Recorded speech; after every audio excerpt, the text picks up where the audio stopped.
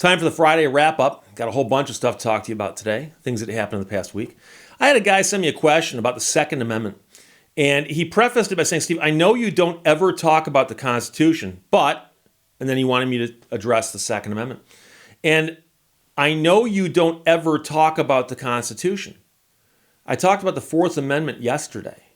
I talked about the structure of the Constitution about a week ago, where I said the first article is Congress, Article 2 is the executive, Article 3 is the courts, hence Article 3 courts.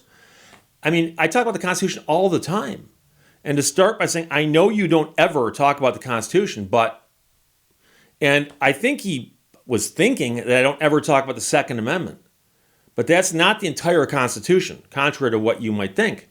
And in fact, it's one of the amendments to the Constitution, which I talk about quite a bit. And by the way, amendments are part of the Constitution. But to start a question by saying, I know you don't ever talk about the Constitution, and then ask me a question and say, well, can you talk about this?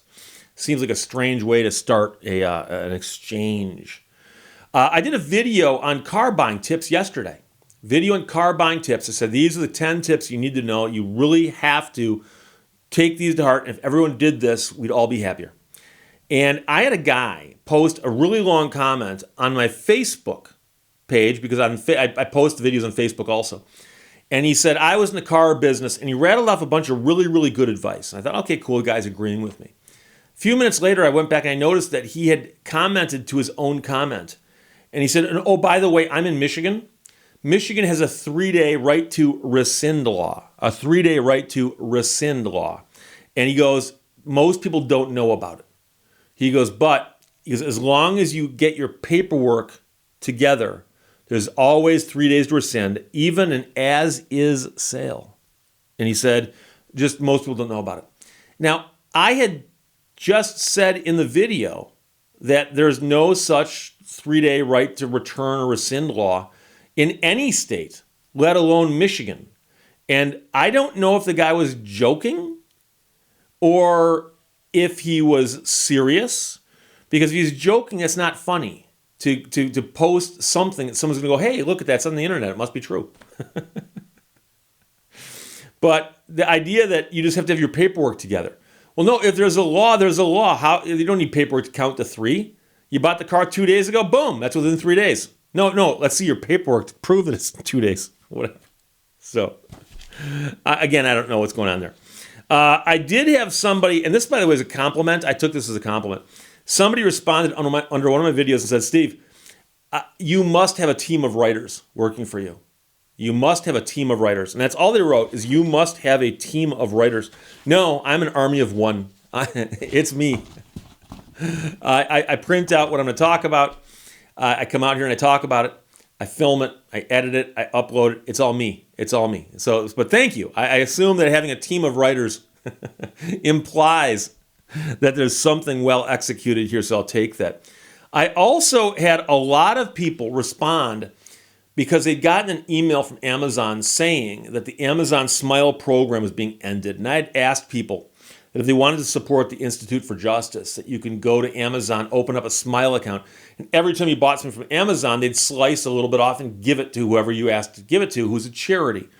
And the Institute for Justice had gotten quite a bit of money that way, and Amazon's apparently ending that program. And I had gotten an email also, and I started getting these emails sent to me. And the first few I got, I responded and said, yes, I'm a member of the program. I got the same email. Thank you very much. But of course, people are just telling me this because they want to make sure I know this. I'm not complaining about people contacting me. But what I'm going to respond to is that I got about 100.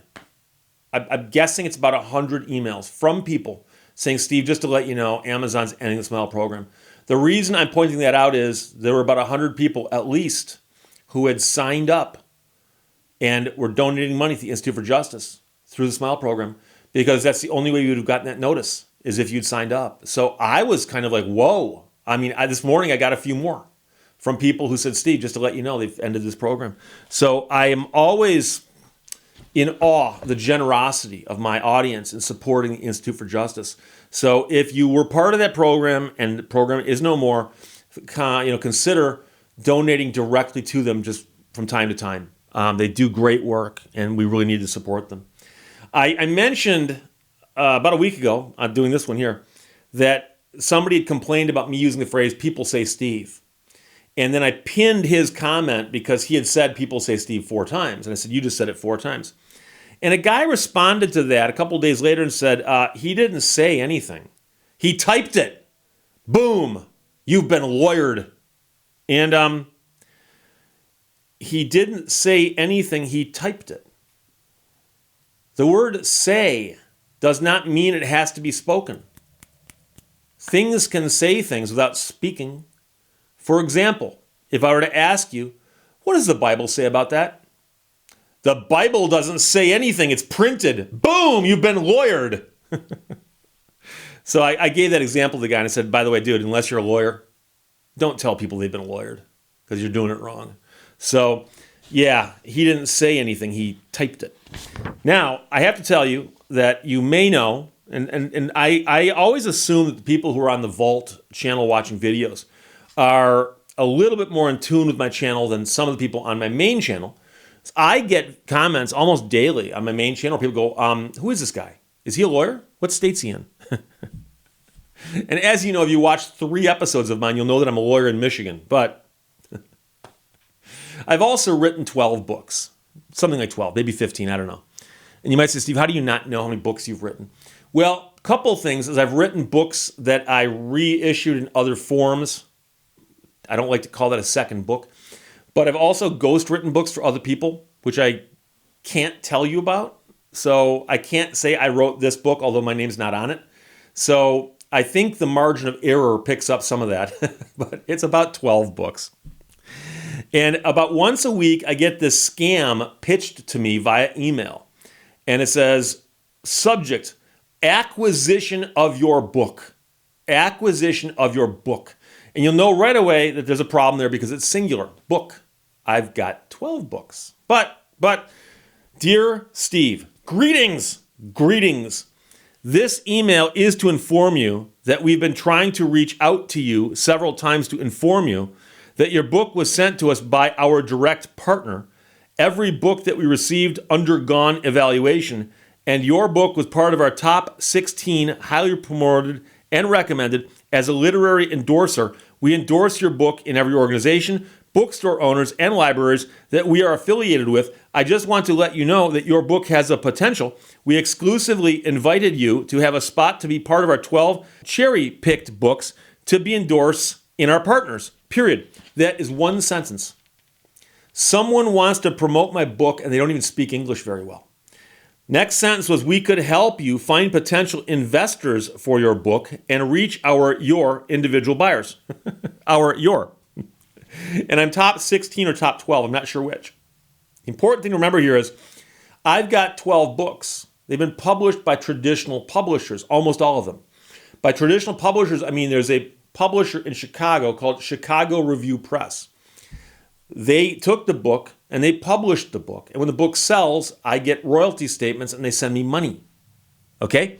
They put the book in bookstores. They take it to book shows. They sell it to libraries. They make it available. It's on Amazon. And so the fact that someone's coming along saying that they want to partner with me and acquisition of my book, I think what they're saying is if you pay us money, we will help you promote your book. And I understand, just in case you don't know, I understand what's going on here. There are enough people self-publishing books out there who are struggling to get their books into the right hands that somebody who comes along and says, I can help you promote your book, they might fall for this. But I have a hard time believing that anybody who's literate enough to write a book would be intrigued by that run-on sentence that is just almost gibberish. I mean, I'm being very generous when I say that I understand what they're saying. It then says, plus value-added inclusions. Bookstore, book signing invitation, no additional fees. They're going to get that for me? Or what? A Facebook campaign 1 month. A book agent for 3 months. Now, my agent might not like me cheating on him, but I do have an agent. I have a literary agent. And he's the one who sells my books for me to publishers. But they'll get me an agent for 3 months. You don't need an agent after the book is sold. Okay, that's what the agent does. The agent sells the book. So for them to say they're going to get me in a book agent for my book that has already been published, and I don't know which of my 12 books you're talking about.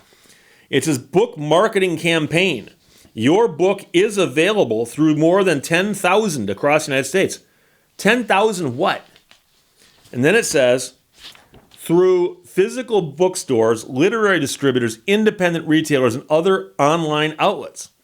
Then it says physical bookstores, libraries, and independent book retailers, United States of America. This is where Ingram Book Company got its start. Now, they start talking about Ingram, but they're not Ingram. They're apparently comparing themselves to Ingram. And I'm familiar with Ingram, and they are a distributor of books and magazines. A lot of authors dream of seeing their books on the shelves of bookstores and libraries. We picture the thrill of seeing stacks of their books in front windows and imagine the day when we go to their mailbox, and find checks with lots of zeros made out to them. We can get ahead if we know better. Here are the things we should consider. So now they're shifting between us and me and first and second person and singular and plural.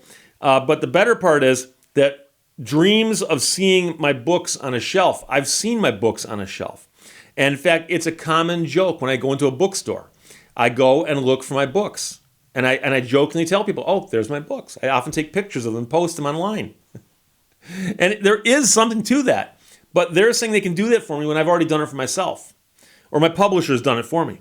It says, let us start connecting to 500 initial targeted bookstores and libraries and maximize book sales, ! Campaign service value, $5,000. Your investment, $1,500. Book page, $3,500. Total, $5,000. Since this is a partnership, you will invest only $1,500. We'll pay the remaining amount, which is $3,500. And of course, what this is they'll take my $1,500 and just disappear. And they'll say, no, we spent $3,500 of some sort of value or something. And then it says guaranteed book sales. Within the first quarter of the campaign, since our reps will start promoting your book after you sign up, even though your book is in the rebranding process, what? Bookstores will initially order copies of your book for stocking. Why is my book in the rebranding process? I like my brand. A report will be provided at the end of the campaign with a list of bookstores and resellers the book is displayed, state or location address, the number of books ordered, and corresponding royalty. Quarterly reports on royalties thereafter. The team will work closely to get more book sales monthly. Remember, bookstore owners are running a business, so they need to make sure the books displayed are selling. With this, each bookstore will have their own way to promote your book without any additional cost to the author. Yes, bookstores sell books. I understand that. Regards, Jake with a last name, which isn't real. And then it says Senior Literary and Marketing Manager at, he says a company name, which I don't recognize, in Nashville, Tennessee. And there's a website and all this stuff. And so what they're doing basically is they're scraping the internet for names that are affiliated with books. They might even be doing it on Amazon because there's a huge number of self-published books on Amazon. And I'm going to let you know right now, I've got one book that's considered self-published, and it's the Lemon Law Bible. I published it through CreateSpace, which is an arm of Amazon. And if you order the book, they print it and send it to you. And it's a small book, and it's a book I wrote a long, long time ago, and it's basically all my thoughts on lemon law, and it's the Lemon Law Bible. And by the way, I've got a stack of them. Also, people call me and they say, can I get one? And I have a stack of them, and no big deal. But I also don't brag about that book like, oh my gosh, this book is my huge accomplishment. Because it's not. Anybody can print a book that way. It's so easy to do, and that's the problem. And that's what these people are banking on, is that a lot of people self-publish a book and then can't get it to sell. And so I always jokingly tell people that writing the book is the hard part. But then getting the agent is the hard part. And then selling the book to a publisher is the hard part. And then once the book comes out, you got to go out and peddle the books. Book signings, talks, all that stuff. That's the hard part. And what I'm getting at is every single step is a ton of work. Your work isn't over because you've written the book. Your work isn't over because you've sold the book. No, you're constantly working. I've got books that came out 10 years ago that I'm still out promoting. And so this is funny. Unfortunately, they probably are ripping off some people. The good news is their English is so bad that anybody, like I said, who has the wherewithal to write a book in the English language is going to look at this and go, this is a joke. But I feel sorry for somebody who goes, well, they only need $1,500. Isn't that worth it? I got a better idea for you. Buy $1,500 worth of your own books and give them away. Sign them and send them to people who are in the media, for instance. You might get lucky, but you'll get more than you'll get from these people because they're just going to take your money and have a party. Hey, it's Taco Tuesday. So, no, I'm not sending them my money. But I will tell you, and I mentioned this before, I got two big things coming up on the horizon. I'm going to tease them now. I'll give more details out as time approaches when it's appropriate. One is I am working on another book. I just started writing another book. I don't want to mention it just yet what the topic is, but I will soon. Number two, I have another car coming. I ordered a car. It's something special about the car. It's not a car you can walk in and buy off a dealership showroom floor. I ordered the car, and the car should be here in June or July. So when I have a better delivery date on the car, I'm going to let you know what type of car it is and the whole story behind it. And then, of course, when the car gets here, I'll shoot a bunch of videos about it and taking it out for rides and stuff because it'll be about as fun as the Viper, if not more fun. And I'll give you two stats. It weighs less than the Viper, but it has the same amount of horsepower. The horsepower to weight ratio is much better in the car I'm getting. And it ain't bad in the Viper. So there you go. That's this week's wrap up. Notice I'm trying to put more positivity in it. More positivity. Questions or comments, put them below. Let's talk to you later. Bye-bye.